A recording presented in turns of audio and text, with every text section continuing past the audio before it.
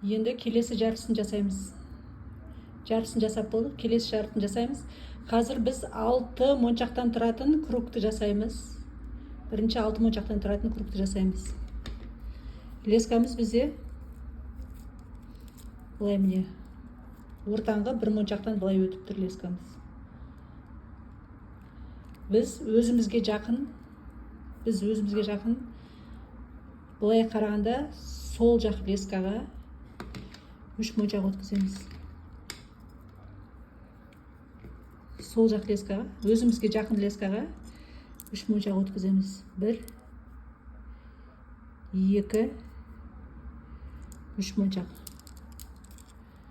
Міне бергі арғы лескаға емес, бергі өзімізге жақтағы жақын лескаға 3 моншақ өткіздік. Енді 1, 2, 3 моншақтан өткіземіз. Осы лесканың ұшымен 1, 2, 3 моншақтан өтеміз. 1, міне бір-бірден өткізейін.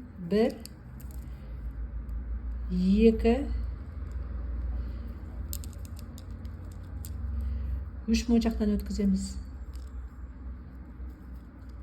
Міне 3 моншақтан өтіп, біз мына 6-ны жасадық. Енді бізге мына 5-ті жасау керек. Мына 5-ті жасаймыз.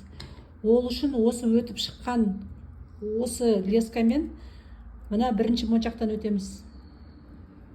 Бірінші қатты тартамыз. Енді біздің лескамыз мынандай 2 моншақтан өтіп тұр.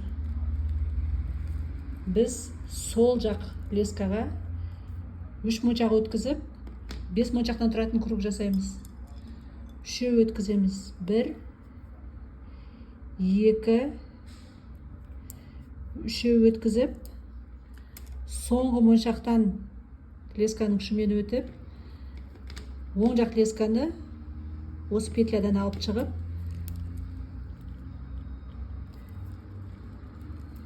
міне 5 моншақтан тұратын круг жасадық. Біз қазір мына 6 мен мына 5-ті жасадық.